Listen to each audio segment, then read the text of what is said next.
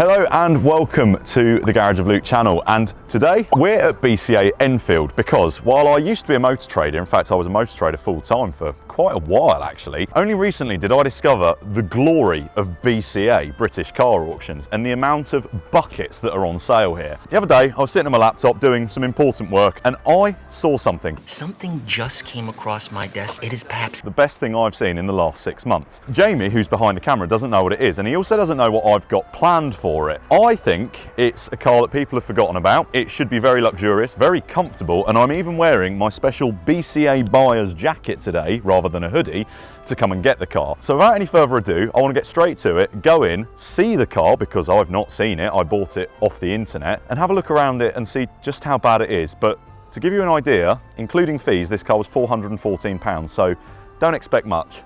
And it was in the non-reserve auction. So let's go in and see the car. Right, I've got a piece of paper, boys. Thank you. Oh, look at it. Right, it's got 2 keys. And Two? Yeah, 2. Hell, that is nice. Don't drive it out of London because it won't. It won't. Won't make it. What do you mean it won't make it? Bored of the BCA men telling me that I'd made a terrible purchase, I decided to leave the BCA car park and simply move it onto the road so I could have a better look at the car in peace. And here we are. This is what I've bought for £414, including fees, from the BCA No Reserve auction from BCA Enfield. It is a French luxury car that I feel like everyone might have forgotten about because it's a Peugeot 607 2.2 HDI SE. Doesn't it look sore? I think it's fair to say that this has been owned by a Peugeot driver. In fact, it's got 7 previous keepers, so it's been owned by 7 Peugeot drivers, and now number 8 is here to save the day. This is quite an interesting car because they sold a few of these. It's not like they only sold like 200 of them like the Renault Velsatis, but you don't see them anymore. And I looked on how many left, which I know isn't the most reliable way to look at how many cars there are left on the road. Even when they were like 3 or 4 years old, people were scrapping them, and the scrappage scheme, it just went like that, the graph. I've not seen one in a really long time. When it came through on BCA, I just looked at it and I thought, I have to have that. This has to be the Chariot that I treat Jamie behind the camera to a nice meal in, which is the plan anyway. So it's silver and it's long. That's the first thing you'll notice. I've only driven it from there to here and it appears to steer straight and appears to not be knocking, which is a good sign. However, the moment I started it up, the dashboard went haywire. Parking sensor's faulty, the engine light's on. It says it's got low coolant as well. Those are all things I'll probably need to check and have a little look through. But sitting in it, I did notice something immediately, which is, number 1, that door handle's a bit iffy. And number 2, it's incredibly comfortable. Like, genuinely, it's so soft and nice and I fit in it. And it's got audio controls behind the steering wheel, cruise control, which might be important, you might see, but it's also got a lot of buttons. And one of those buttons is fantastic because we'll pop a camera to the rear window and I'm going to press a button on this car that does something simply amazing. Because what this car has, it's got an electronic rear sunblind. It's fantastic. Not only does it have an electronic rear sunblind, it's got heated seats, dual zone climate control, satellite navigation, which appears to work, but I don't think the maps will be very useful. It's got full leather. It's even got this nice kind of leatherette kind of top dash, which is really nice. And it is a bit weird to sit in something that feels so comfortable and luxurious and see the Peugeot badge on it, but this is kind of what French manufacturers have always been quite good at doing. Large, comfortable saloon cars. It gets better though, because there's something that I really did not expect this car to have. The keys held together with a zip tie. Again, it was £414, we can't expect much. And the boot has had some knocks. But if I press this button, it's got an electronic tailgate that not just opens, but also, there we go, you have to hit the button on the tailgate, closes electronically. Manufacturers have no excuse for the low spec cars they currently turn out to this day. There are a couple of reasons why this car was so cheap and why it was going through the no reserve auction. You might have noticed this earlier when I was standing around the front and thought, is he going to mention that? I am. This car has been a total loss.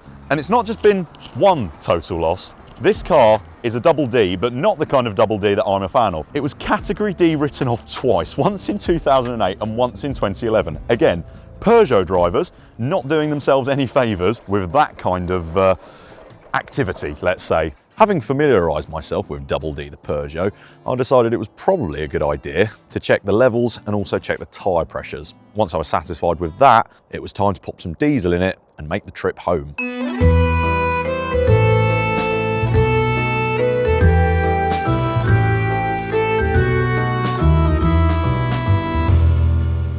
So we've made it out of Enfield and onto the slightly more expansive road network of just north of London. I've been able to build up some speed in the Peugeot and things are okay/average because the engine lights come back on. It happened when I gave it some beans to try and overtake someone. However, it still boosts fine, so I'm pretty sure that this car, by the sound and the fact that it was harder throttle that caused it to suddenly illuminate again, I'm pretty sure it's just a boost leak, so that should be something that's quite easy to fix or simply ignore, and obviously that won't bite me in the bottom doing a long road trip. On these slightly more countryside-y roads, I mean, it actually, I hate to admit this because I genuinely bought this car as a bit of a joke because I thought it'd be really horrible for us to drive in and you at home would laugh at how much of a horrid time we were having, and I might be tempting fate because that could still happen. However, it's actually quite good. It drives fine, the brakes are sharp, it holds the road well. It's got 4 matching tyres, this car, all of which were pretty much spot on at 32 PSI and have plenty of tread. So even though it's got no service history, I am hopeful that somebody might have looked after this car out of the previous 7 owners. And it brings me on to one other thing actually. This car's had 7 keepers previously, but it's also not had the easiest of life in terms of mileage because I can just about make out the mileage, which currently stands at 188,148 miles. And do you know what? It doesn't actually drive like a 188,000 mile car. I mean, usually Peugeot, Citroens, you know, French cars, they have a habit of driving in a kind of woolly, meandery, kind of just aged way, even with not many miles on. But on 188k, this actually drives about as tight as a similar 5 Series or something like that, which genuinely has shocked me. I am surprised that it drives as well as it does. I'm just going to fly out round this roundabout in front of a van. Oh yes, that's fine. I still haven't yet figured out how many gears the gearbox has. It doesn't really do a great job of telling me how many gears it has, but yeah, I'm genuinely impressed with this for the money, and coming out of a BCA no reserve auction, I was expecting it to be horrendous. Feeling pretty pleased with my newest BCA bucket, I brought the Peugeot home, but before I could get round to servicing it and cleaning it, I did discover a slight problem. It's a few days later and I'm in the boot of the Peugeot to demonstrate how large it is. I've now got the bits to service the car, however, what has happened since then is it did slightly just go into limp mode a little bit and it now has no boost. So I probably want to have a little look and work out why that is as well, because where we're going to be driving it is going to be quite unpleasant if there is no boost of the engine, because it'll take, well, quite a long time. So I reckon I'm just going to hop out of this, which will be very easy, and then we'll get cracking.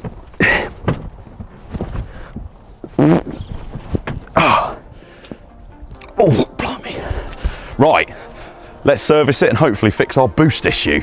So I got to work jacking the car up, popped it on my brand new axle stands from Draper, and arranged my tools before I eventually went under and found a fun little quirk with the sump plug on my double cat D Peugeot. Because it's quite hard for Jamie to get under and film, we've now got Luke Cam online. So, with much grunting, I'm now going to go under the car and show you this fun little issue, which is, I think at some point somebody's put a sump bung on here that's a little bit too big, because I can see they've milled it into the housing a bit, and on that point there, it's very close. You haven't really got the access to get an open spanner on it either, which, I mean, you could, but you're gonna round that, I think. So, I have brought an assortment of goodies with me under the car, one of which is some slightly thinner walled sockets. So, that's a 19. That doesn't go on and it hits the housing, as you can see. So let's try this 18 here, which I think might be a spark plug socket. So that might help us out. And it's not an 18, so I need an even thinner walled 19, which I don't actually have. And we can check here because I've got a 19mm spanner. So that does, yeah, just about go on, but you've not got enough purchase. Oh, so because somebody's put a sump bung on that's too big, they've just not tightened it properly. That's quite funny. So as a result, problem solved, that is now finger tight. I might just tap around there and create some more clearance around this, because I don't have the correct size sump bung on me and I'm not going to get one. So let's get this draining. So while trying to get my head around whether the sump plug was in fact the wrong size for the car or whether it was just a fancy Peugeot design feature, I watched all of the sins flow out of the engine, of which had probably been flowing around it for tens of thousands of miles. I then developed a bit of a cunning plan in terms of getting the sump plug, which I couldn't tighten properly, to seal, which may or may not have involved plumber's tape. As you can see, I'm now back here with sump bolt. I mustn't drop loop cam, and I've got PTFE. I'm going to place loop cam over there for a minute, where you might be able to see what I'm about to do. I'm going to withdraw the PTFE, break it off so I've got a flat, and then I'm going to... Oh, well that went well, didn't it? Let me just retrieve that from... yes. Oh, lovely. Oh, what a glorious day. So what I'm going to do is I'm going to just try this again, and then just start wrapping PTFE tape, which obviously is for thread repairing, so it's the correct tool for the job, because it does say thread repair tape. Then what I'll do is I will grab loop cam back after I've cleaned more oil off of my fingers. And without dropping loop cam in, I will angle it here so I can show you that I'm now going to insert this and start threading it up. And then hopefully my special repair to the sump through the medium of this and that means that I should be able to get a 19mm socket, and I should have machined myself enough clearance now to wind that on, like so. I shall now resume doing it up like the previous owner must have, with the medium of an open-end spanner, and I'm sure this will not leak. That'll be mint, won't it? A job well done. That, in my mind, is tight enough to last. So now we'll take the oil filter off, and I know what you're going to say. Oh, you should take the oil filter off and you had the sump bung off. After that, I just don't care anymore. So oil filter next. After a fantastically successful removal of the old engine oil and replacement of the sump plug, I had the filter out in no time. It was then time to investigate why the car wasn't boosting, which after a short investigation did highlight a potential reason as to why that was happening. This is a high quality ratchet. I reckon it's about, well, let's put it this way, I've seen more teeth. We can't leave that in. Oh, that is a quality item, that ratchet. I think I found our problem straight away. Staring me in the face, vac lines off of what I think is a boost pressure solenoid. I think that's the boost pressure solenoid. There's a vac line that comes off of it here, which obviously goes down and around to there. That's fine. However, there's also one here that tees off to another piece, and it looks like somebody has tried to bodge it back together. I think that might be our problem, because that was not even connected when I took this off, and I think that links up to the wastegate. I think we'll have to repair that.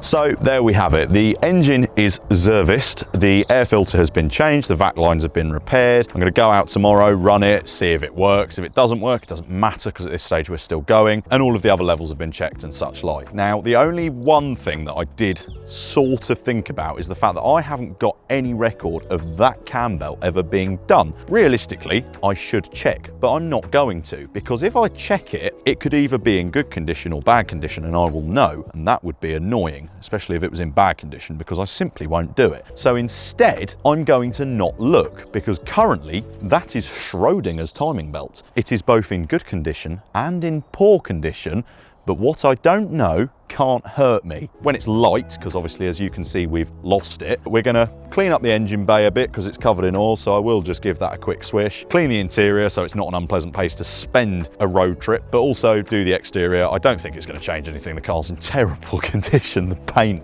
is so flat, the paint has missed pancake day, and then I think we'll be ready for the off. Are you excited, Jamie? Well, you shouldn't be, because you've just seen what we've had to go through in servicing this. Tomorrow, we'll wash it and then we're ready to go. And now it's sunny, which is great, because there's nothing worse than washing a car when it looks like it's about to rain and make all of your efforts pointless. However, I can't help but feel like my efforts are going to be a bit pointless, because now it's sunny again, I can just see how bad of a condition this car is actually in. So without further ado, I'm going to wash it, because I like washing cars, and also the interior, that needs a hoover, because I'm not spending hours in that. I'm going to fill a bucket and then we'll get going.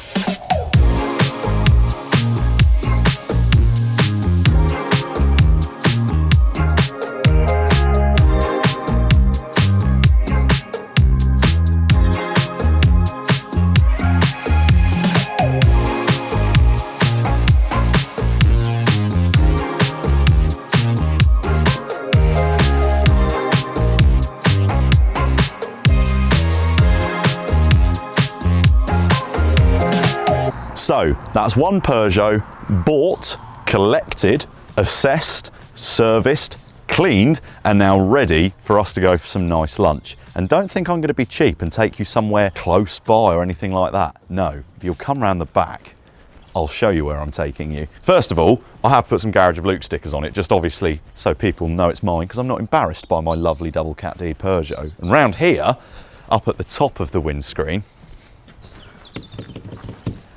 under here, there's a sticker, and it tells us exactly where we're going.